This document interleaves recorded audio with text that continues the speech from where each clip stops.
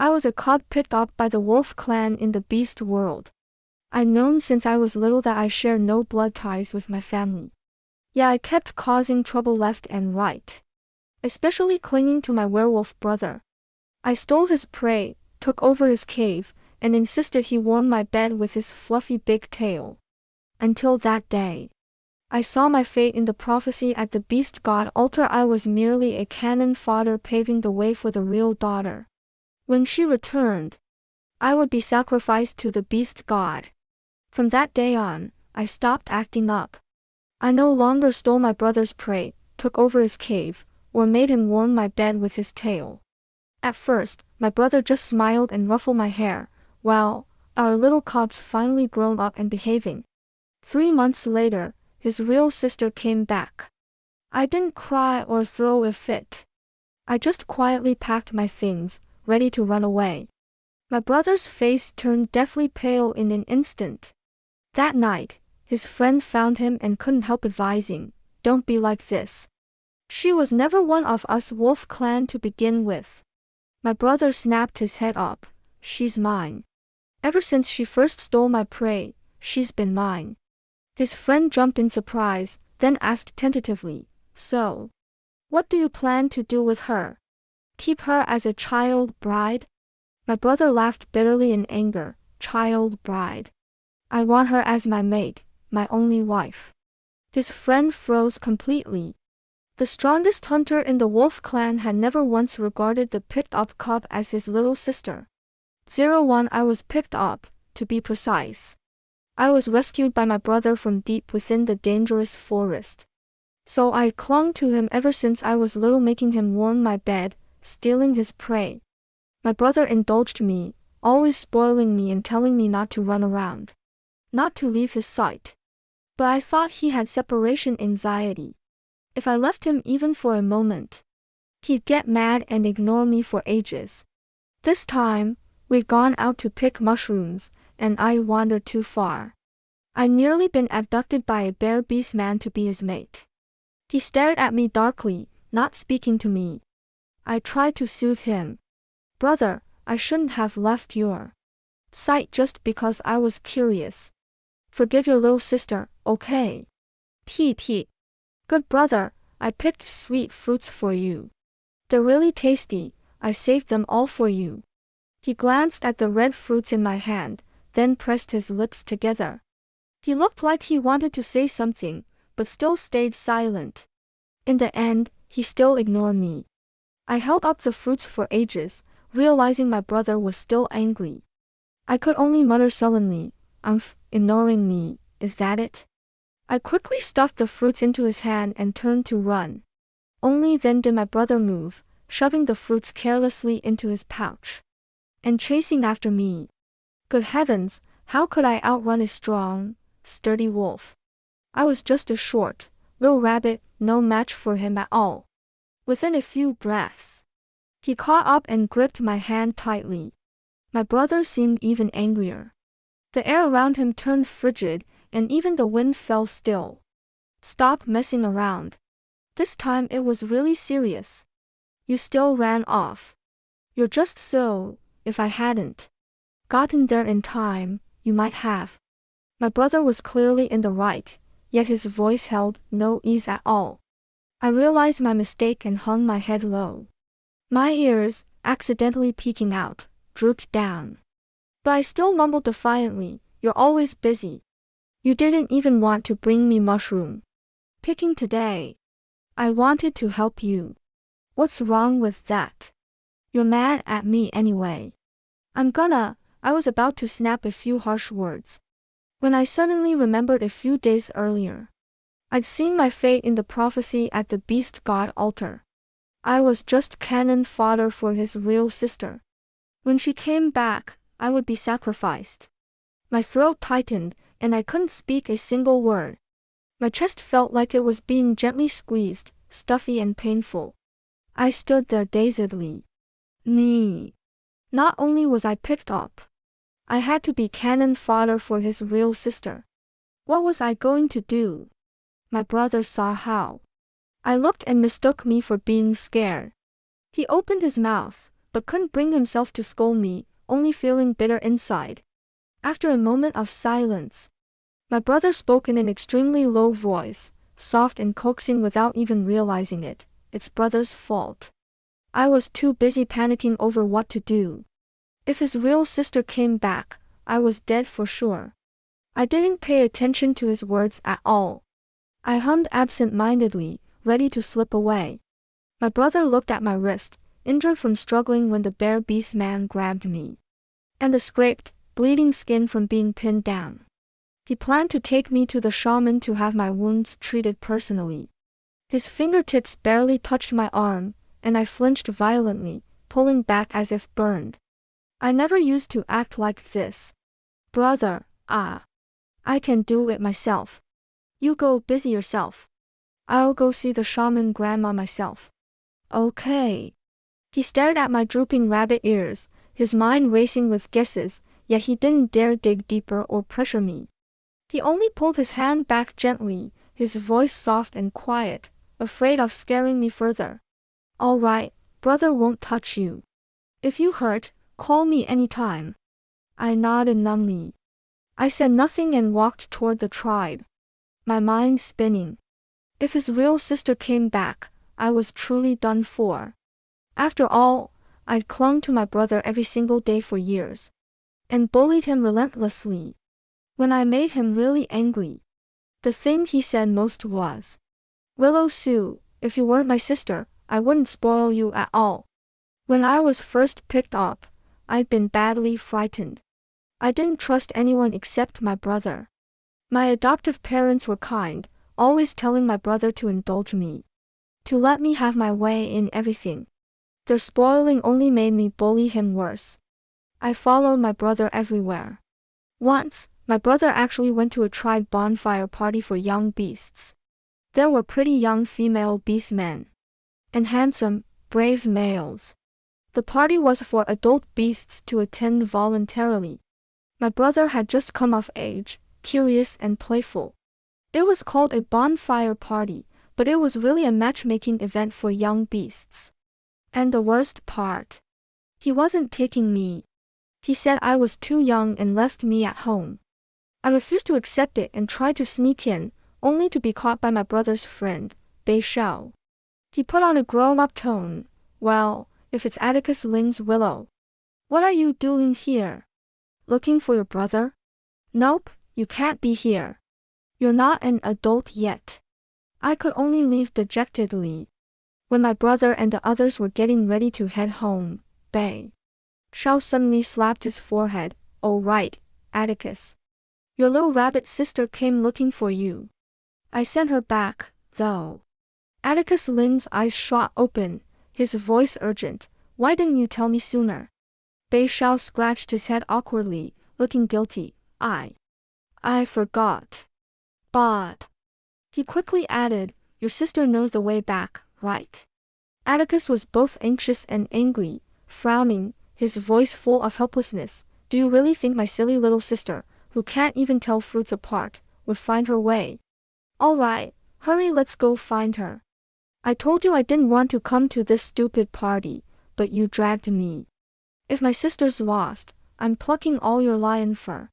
His tone was urgent and deadly serious. My brother, Bei Xiao, and a big group of others searched for me everywhere. After looking all around, they found me in a small cave. When they discovered me, I was curled up into a tiny ball, fast asleep. Bei Xiao laughed and cried at the same time, shaking me awake. Willow Sue, wake up. Your brother's gonna kill someone. Wow, he's gonna kill a lion. Wah XX. Get up and talk to him, or I'm done for. I blinked sleepily. Bei Xiao, my head hurts. I think I'm done for too. My brother stared at me darkly and asked why I hadn't waited at home properly. I wasn't fully awake yet, and blurted out instinctively. I was looking for brother. I don't want brother to leave me. His cold, stern face softened instantly at the sleep-mumbled words. My brother carried me, messy and worn out, back home. My adoptive parents spoke anxiously and angrily. Where did you take her? If something had happened to her, could you ever take responsibility? After that, my brother took me everywhere with him. He stopped going to those bonfire parties altogether. My adoptive parents favored me, and my brother gave in to me about everything. And I bullied him even more recklessly. My brother could only grind his teeth, indulging me while waiting on me hand and foot. Sighing helplessly, if you weren't my sister, I would have ignored you long ago. Back then, he only had me as a sister. I had nothing to fear. But now, I heard the news. His real sister was coming back soon. 03. Oh no, what was I going to do? I was done for, totally done for. I had to suck up to my brother quickly so I could run away. I walked home trembling, my heart hanging in midair, my steps light as feathers. When I got back, I found my adoptive parents were away for a tribe exchange. Atticus Ling hadn't come home yet. I was doomed. What should I do? I used to bully my brother all the time whenever our parents went to events in other tribes. Like making him fetch water to wash my face and feet, making him shift into his beast form and use his big tail to warm my bed. Making him comb my hair, making a dress for me from the first pelt he ever hunted. The sun sank into the dense forest, the sky growing dark bit by bit. The night wind carried a chill, and it was almost fully night. My brother still hadn't come home. I grew worried and went out to look for him. I just stepped outside when I ran into the hunting party, and I spotted my brother immediately in the crowd. My brother saw me first and smiled. Kiddo, you came looking for me again. I'm gonna celebrate with my friends later, so I'll be home late. Bei Shao looked at Atticus enviously. Having a sister is the best. Someone comes to pick you up. I wish I had a sister too. Atticus's lips curved up slightly. Tell your parents to try harder and make you one. Or pick one up like I did. With that, he pointed at the beautiful pelt slung over his shoulder. Willow, how about I make you a new leather skirt with this? He pressed his lips down, then couldn't help curling them upward slightly. His eyes sparkled as he looked at me. I felt shy for a moment, then suddenly remembered. His real sister would be back soon. These should belong to her. I shouldn't be as willful as before. His own clothes were already old and tattered. My throat tightened a little, and I only replied quietly, my face stiff and unnatural. A sour feeling washed over me, lingering in my chest for a long time. Brother, no need. This pelt is too nice. Make yourself some clothes with it. The smile that had just risen on Atticus Ling's face froze. He held his breath. Why not? I looked at his shifting expression and spoke softly, as if afraid to disturb something. It's nothing. I have too many leather skirts already. I have enough. To make it less awkward, I quickly changed the subject. Brother, didn't you pick any bubble fruits this time? We seem to have run out at home, and I wouldn't be able to bathe properly without them. I couldn't provoke him like I used to, snatching all his spoils whether they were good or bad. Atticus Ling frowned tightly, fell silent for a moment, then relaxed. Oh, so that's why she's upset. She won't even take the nice pelt. I'll go trade some from someone else later for you, alright? Fine, fine. I'll head home now. I won't go celebrate. With that, he gave some instructions to the hunting party and Bei Shao. Then turned to follow me home. Me. Normally, I would have clung to him and refused to let him go celebrate, demanding he come home early to spread the animal skin bed for me. And warm it. I would have thrown a fit, making him coax me for ages before calming down. But now, I didn't dare. I needed to fix my spoiled image, keep our relationship steady. Most importantly, I had to stay alive. I forced a smile. Brother, go if you want to. It's fine. Atticus Ling paused, then turned and walked away, his back stiff and straight, without hesitation. I saw I couldn't change his mind and was about to call his friend Bei Shao to wait for him. But Bei Shao and the others had already vanished in a flash, as if something dangerous was about to happen. My brother seemed angry, walking quickly ahead of me. But he held back his pace just enough so I could keep up. We walked one behind the other all the way home. I was exhausted from walking back and forth. As soon as I got inside, I lay down on the stone bed and fell asleep. Faintly, I heard a sigh. Then I felt myself being lifted gently. I shifted in the familiar warmth, nuzzled lightly into his chest, and opened my eyes groggily. When my brother saw me looking at him, he quickly looked away, his lips pressing downward, looking wrong and sulky. "Willow Sue, don't reject my gifts, and don't push me away. Understand?" I had no idea why he was acting so strangely. Shouldn't he be happy? I wasn't clinging to him anymore. Instead of leaning on him like usual, I tensed up and moved slightly away, speaking carefully. "Brother, put me down. This isn't convenient." As soon as I moved, Atticus Ling tightened his arms. He looked down at me, his voice deepening. "Don't move. I'll carry you to wash up." "All right, stop being mad. I'll come straight home after hunting from now on, okay?" I quickly explained earnestly. "Brother, you can go celebrate. You should have your own space." Atticus Ling's brows knitted together. "Are you still angry?" "Me? Oh my dear brother, I'm just trying to make it easier to run when your real sister comes." After washing up, he laid me gently on the bed and covered me with animal skins. He didn't leave. Instead, he shifted into his beast form, a huge, fluffy wolf, and naturally slipped under my covers. I jumped in fright. How could I forget about this? I quickly kicked my brother off the bed. He seemed dazed from the fall, his ears drooping, tail tucked between his legs, letting out low, mournful whines.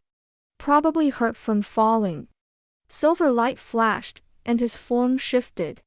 In the next second, he stood by the bed as a tall, straight young male. The corners of his eyes were reddened, his throat still carrying the faint growl of a beast. His knuckles were white from clenching, his voice muffled and angry. "Didn't you tell me to warm your bed?" I choked, at a loss for words, rambling nonsense. "I never said that. Just go back to your own cave." Atticus Ling's face turned extremely ugly. "What game are you playing now? Fine, don't let me warm your bed. And I'm not leaving. This is my cave." My lashes drooped, and I smiled awkwardly. "Sorry, brother. I'll leave right away. The cave is yours again." Atticus Ling breathed heavily, saying nothing. After a long while, he snorted coldly. "Go. And don't come back to my cave ever again." 04. He told me to leave, so I'd better stay far away. For the next few days, I kept a faint distance from my brother. If he went east, I went west. If he stepped closer, I stepped 3 paces back. At meals, I deliberately waited until last, sitting down only after he'd finished. Before sleeping at night, I blocked the cave entrance tightly, afraid he'd turn into a wolf and slip in again. At first, Atticus Ling was patient, following silently behind me wherever I went. When I fetched water, he stood guard not far away. When I picked fruits, he crouched under the tree, staring at me darkly. But I didn't look at him, call him, or speak to him the entire time.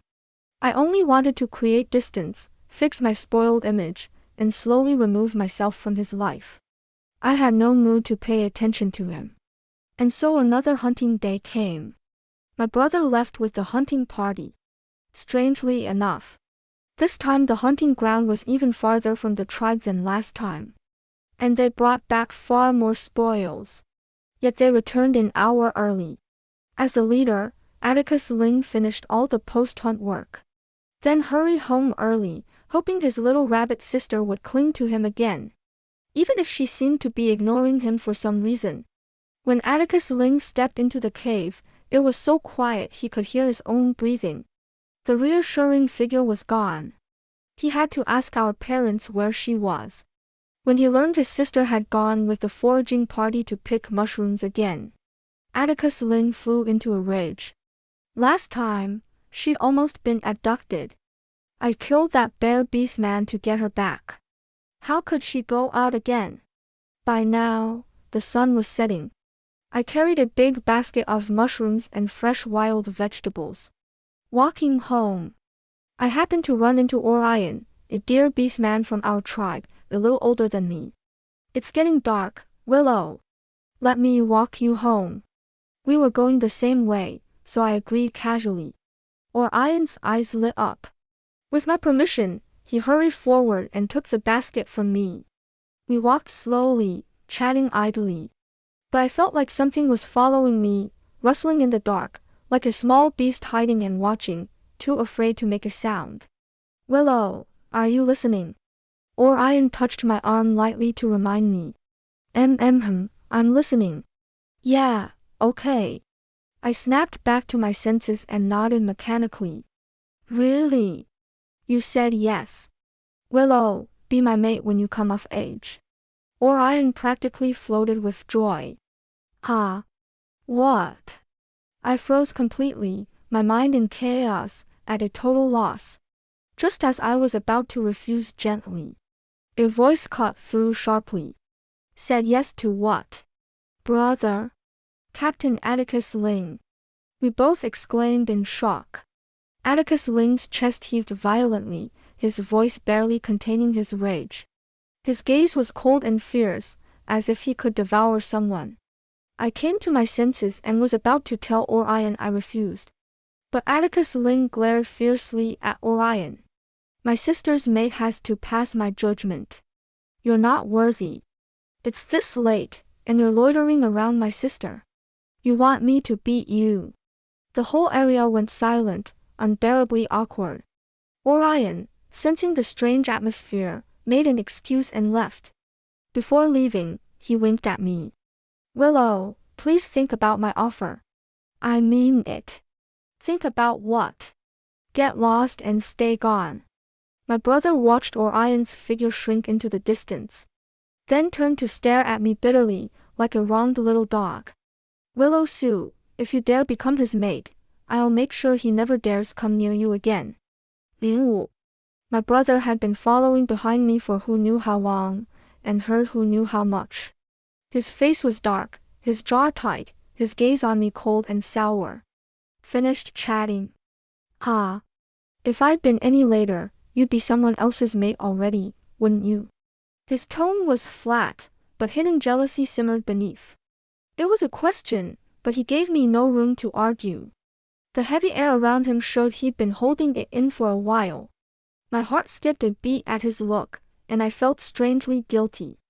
Yet I refused to back down, tilting my chin and muttering softly.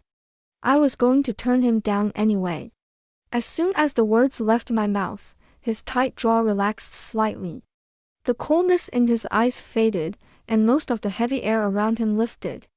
He frowned at me, his voice carrying his usual helplessness, yet laced with worry. How many times have I told you not to run outside alone? What if something happens? You don't need to forage. I can hunt enough to feed you all by myself. Why do you still go? His fingers gently brushed the hair from my forehead. His words were scolding, but his touch was so light he feared breaking me. I hesitated at his question, my fingers twisting the edge of my clothes, feeling guilty but not daring to throw a fit. I only explained quietly.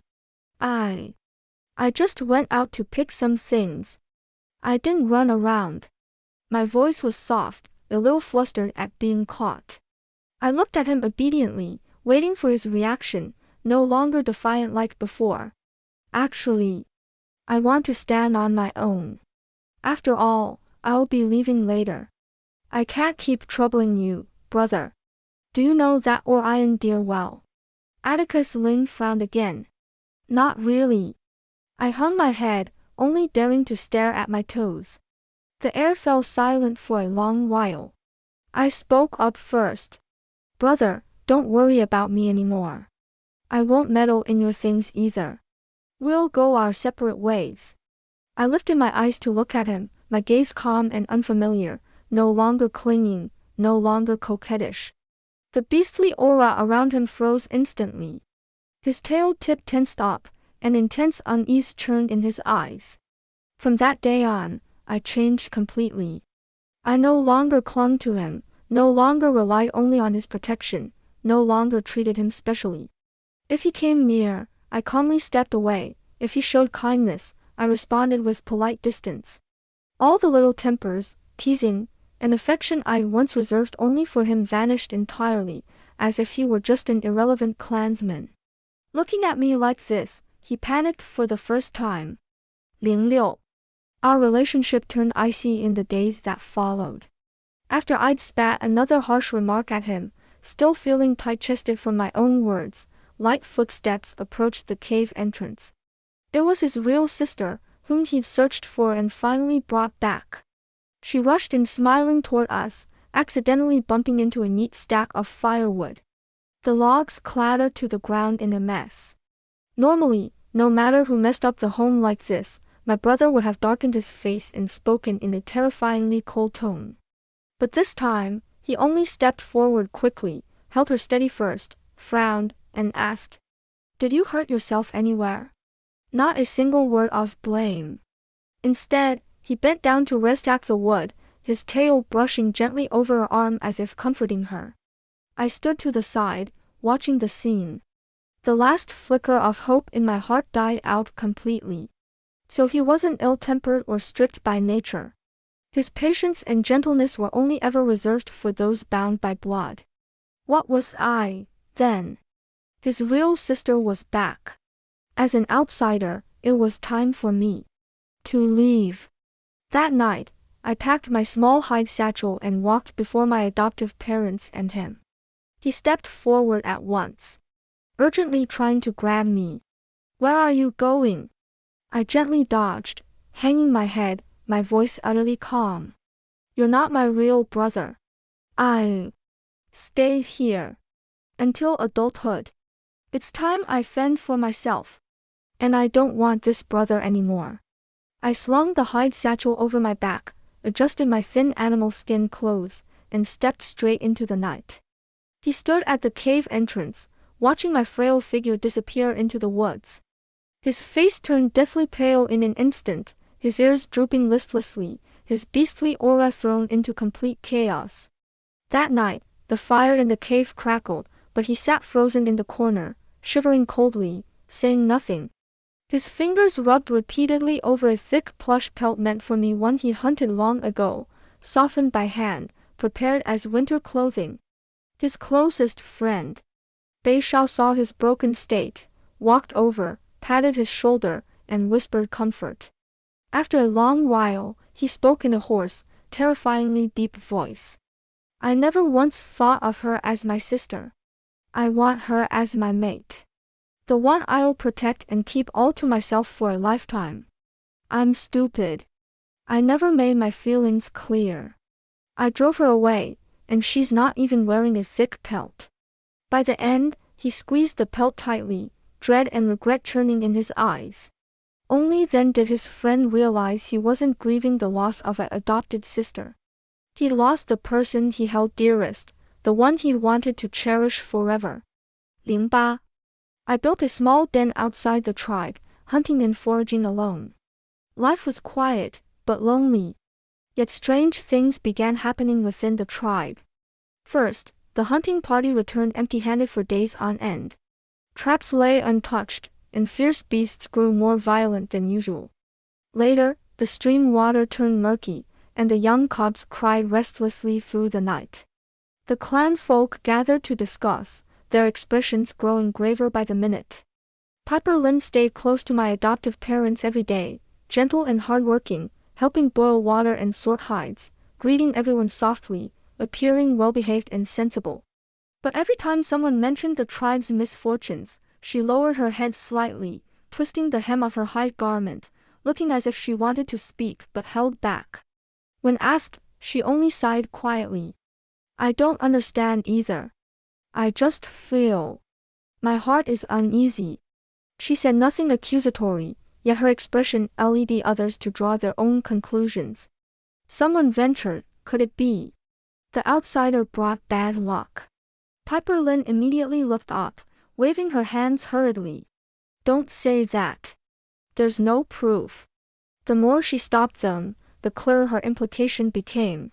Her gaze drifted faintly toward the direction of my solitary den. After several such incidents, the rumor that the outsider is a bad omen spread quietly through the tribe.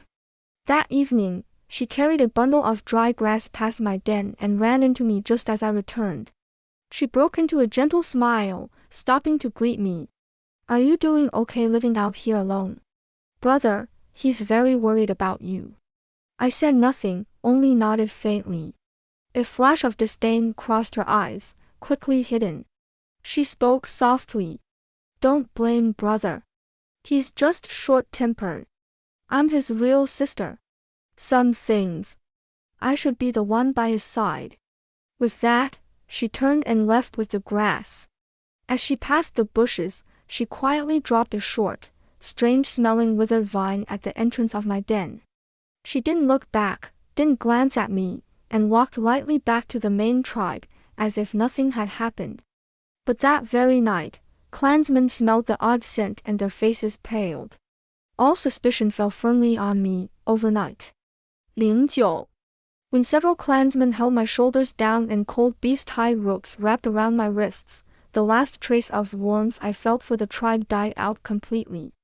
So even after leaving on my own, I still couldn't escape being cast aside, used as a sacrifice, a cannon fodder. Piper Lynn stood beside my brother, her eyes reddened, fragile as if she might break in a gust of wind. Brother, I don't want this either, but the beast gods cannot be disobeyed. She isn't of our blood. Sacrificing her alone can save the whole tribe. She spoke with sincere emotion, yet the fingers hanging at her side curled faintly, as if waiting for a signal, a barely visible smirk hidden at the corner of her mouth. Just as she nodded slightly, about to give her assent, my brother moved. His beastly aura erupted violently. Golden beast markings spread from his neck to his cheeks. A roar shook the cave, sending the men holding me stumbling back. Who dares touch her? His voice was ice cold. There was none of the gentleness he'd shown his real sister, only devastating rage. Piper Lynn froze, quickly grabbing his arm, her voice panicked. Brother, are you crazy? She's an outsider. Sacrificing her is for the tribe. And the evidence is clear. There's evil vying around her den. That's the bad omen. Atticus Ling laughed coldly. Oh. Evil vine. Everyone in this tribe knows Willow can't even tell some fruits and mushrooms apart. How would she know what this so-called evil vine is? I stood to the side, both amused and exasperated. And Willow was never an outsider. He flung her hand away sharply, stepped in front of me, and shielded me tightly behind him. He stared at the sister he brought back, every word cutting. To me, she matters more than you, more than all the tribe's rules. Bei Shao then stepped forward, listing Piper Lynn's unusual behavior over the past days, laying out evidence of her wrongdoing. The crowd erupted in shock. Piper Lynn's face turned ashen. She trembled violently, as if struck by something invisible, staggering half a step back. Her pupils shrank, her breathing falling into chaos. She muttered almost inaudibly to thin air, "System. What do I do?" She couldn't believe it, tears bursting forth at once. "Brother, how could you treat me like this? I'm your real sister. She's just some picked up." So what if she was picked up? He bent down, gently untying the ropes around my wrists. His thumb brushed my reddened skin, his eyes filled with panic and dread I'd never seen before. She's the one I've protected all these years, the one I hold in my heart. Try touching her, just try. He turned to the elders, his voice firm.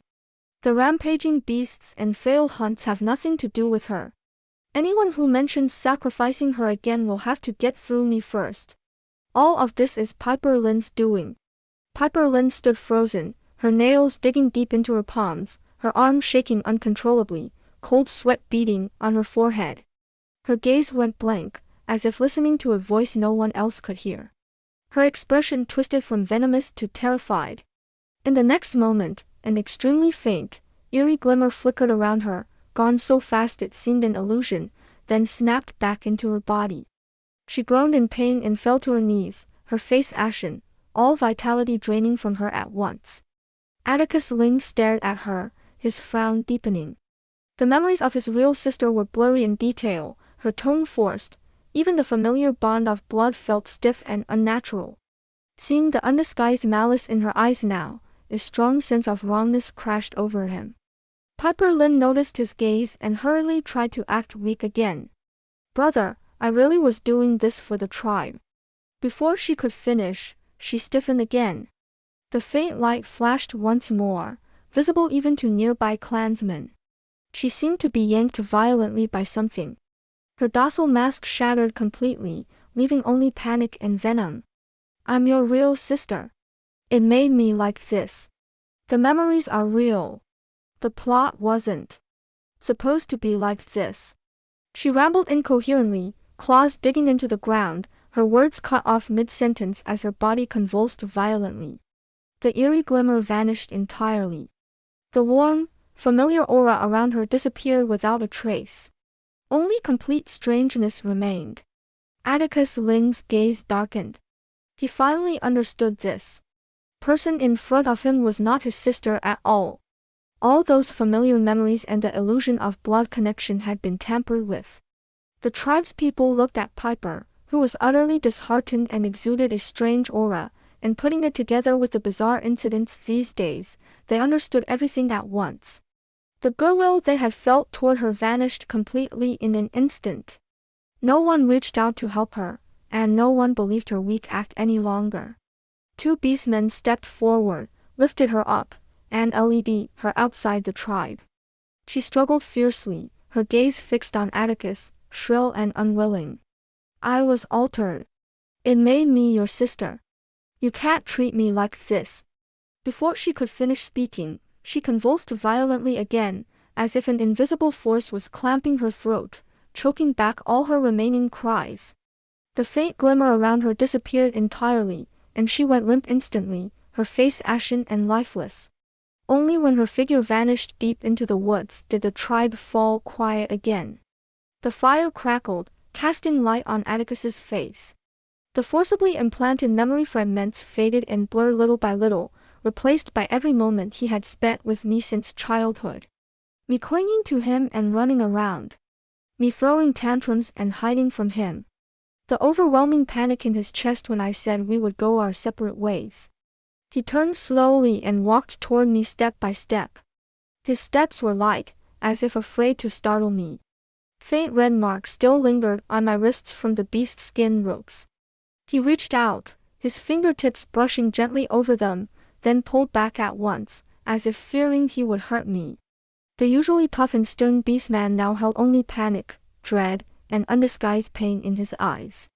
He spoke no fancy words, only whispered hoarsely, his voice so soft only I could hear. "I'm sorry. I should have found out sooner. I made you suffer." The wind swept past the cave entrance, stirring my loose hair. He lifted a hand and tucked it gently behind my ear, his touch so tender it was nothing like him. "I don't know when it started, but I never saw you as my sister. I want you by my side, not as a brother to his sister, but as a beastman to his chosen mate." I looked up at him, my eyes stinging slightly. All the grievances, unease, and misunderstandings from before melted away at this moment. Seeing me silent, he swallowed hard, a rare trace of tension in his voice. "Come back with me, okay? From now on, I will protect only you." I nodded gently, my voice small but clear. "Okay." He immediately reached out and carefully pulled me into his arms, his tail wrapping softly around my waist, tightening again and again, as if making up for all the tenderness he had missed these days. He looked at me, the tips of his ears turning slightly warm. The usually tough and stern beastman now breathed softly, his eyes filled with cautious hope. His tail circled my waist lightly, his fingertips trembling slightly. He swallowed again before speaking earnestly, word by word. You'll come of age in a few days. Let's go to the companion bonfire together, so we can receive everyone's blessings and become mates. My cheeks burned, the tips of my ears flaming hot. I clutched the beast's skin on his chest tightly, burying my head low, afraid to meet his eyes. My heart raced so fast it felt like it would leap out of my chest. After a long while, I whispered ever so softly, my voice nearly lost in the wind yet perfectly clear. I do. I glanced up at him quickly, then lowered my head again, my voice soft and sticky. I never really wanted to leave. Time passed quickly, and soon I came of age. Holding my hand tightly before all the tribespeople, he stood straight, his voice steady and solemn. I wish to become mates with Willow. From this day forward, she shall be my only mate. I swear by the beast god that I will protect her for a lifetime and never betray her. As he finished speaking, he took off the pendant made from a fierce beast's tooth that he had always worn and carefully tied it around my neck. It was the most sacred token of a beastman, representing devotion, protection, and lifelong possession. The elders looked at us, gentle smiles on their faces, and blessed in unison. May the beast god bless you, to stay together always and never part. The mating ceremony was simple yet deeply sincere. He pressed a light kiss gently on my forehead, his tail coiling around my waist again and again, as if locking me firmly by his side. The fire crackled nearby, and the singing and laughter of the tribespeople surrounded us. I leaned against his chest, my ears warm, yet held his hand tightly in return. From this day on, I was no longer a helpless adopted cub. I was his mate, his outright favorite, the one he would risk his life to protect behind him. He lowered his head and murmured softly in my ear, his voice so tender it could drown one in it.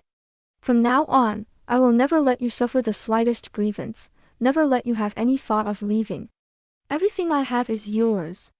I buried my face in his chest, listening to his steady, powerful heartbeat, and nodded gently, my voice soft and sweet. Ma'am, I trust you. The moonlight was gentle, the night breeze soft.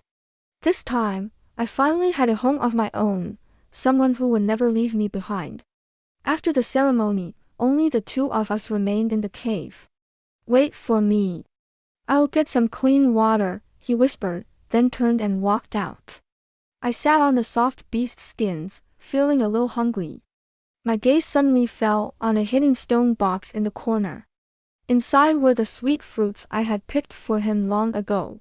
He had never eaten them, hiding them quietly away. I couldn't help taking one and eating it. The flesh was sweet and fresh, but moments later, a strange warmth spread through my body. My head grew dizzy, my heart beating wildly.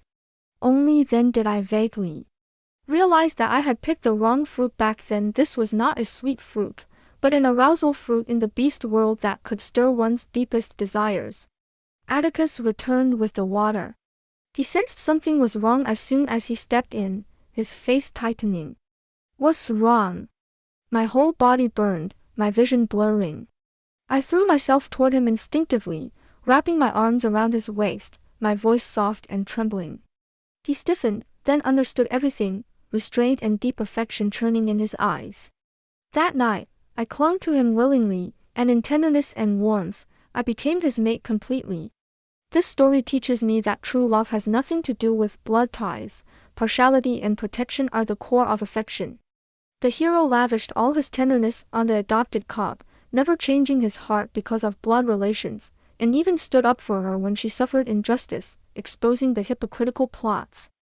On the contrary, false closeness, even disguised by blood ties, can never hide its selfish nature.